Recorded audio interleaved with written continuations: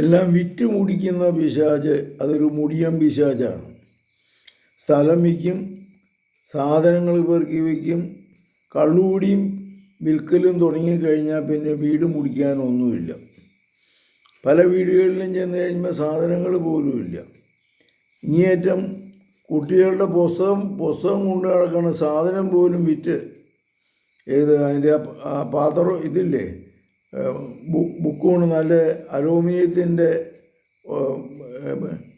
സാധനം കൊണ്ടുവന്ന് വിറ്റിട്ട് കുടിക്കുന്ന പാർട്ടീസ് എൻ്റെ അടുത്ത് വന്നിട്ടുണ്ട്. അപ്പോൾ വിൽപ്പന എന്ന് പറയുന്ന സാധനങ്ങൾ എന്തൊക്കെയാണ് വിൽക്കാൻ പറ്റുന്നതെന്നാവും നോക്കുന്നത്. ഇങ്ങനെയുള്ള പിശാച് വല്ലാത്ത പിശാചാണ് ഈ വിൽക്കൽ പിശാച്, വിൽക്കലും കുടിക്കലും.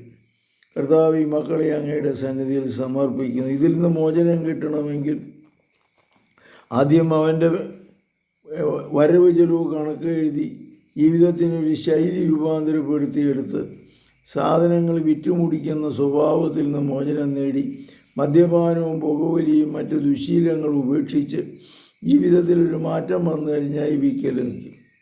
എന്നിട്ട് രണ്ടുപേര് ഭാര്യയും ഭർത്താവും കൂടെ പ്ലാൻ ചെയ്ത് നന്നായിട്ട് മുന്നോട്ട് പോകുവാനുള്ള അനുഗ്രഹം നമുക്ക് പ്രാർത്ഥിക്കാം. കർത്താവേ, ഈ വിറ്റുമുടിക്കുന്ന പിശാചിനെ അങ്ങയുടെ സന്നിധിയിൽ സമർപ്പിക്കുന്നു.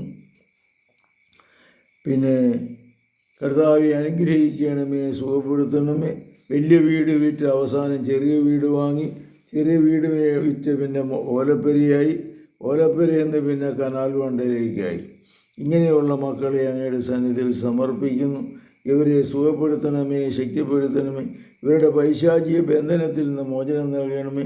മനസ്സിനെ ശാന്തമാക്കണമേ. ജീവിതത്തിൽ സന്തോഷവും സംതൃപ്തി അനുഭവിക്കുവാൻ അനുഗ്രഹം നൽകണമേ. നമ്മുടെ കർത്താവ് യേശുമിശിഹായുടെ കൃപയും പിതാവായ ദൈവത്തിൻ്റെ സ്നേഹവും പരിശുദ്ധാത്മാവിൻ്റെ സംസർഗവും നിങ്ങളോടുകൂടെ ഉണ്ടായിരിക്കട്ടെ, ഇപ്പോഴും എപ്പോഴും എന്നേക്കും. ആമേൻ. ഇങ്ങനെയുള്ളൊരു ജീവിത നവീകരണത്തിലൂടെ മാറ്റിയെടുക്കാൻ സാധിക്കും. ജീവിത ശൈലി മാറ്റിയെടുക്കാൻ ഫോൺ നമ്പറിൽ വിളിക്കുക 9447465414. ഈശോ മിശിഹായ്ക്കും സ്തുതിയായിരിക്കട്ടെ.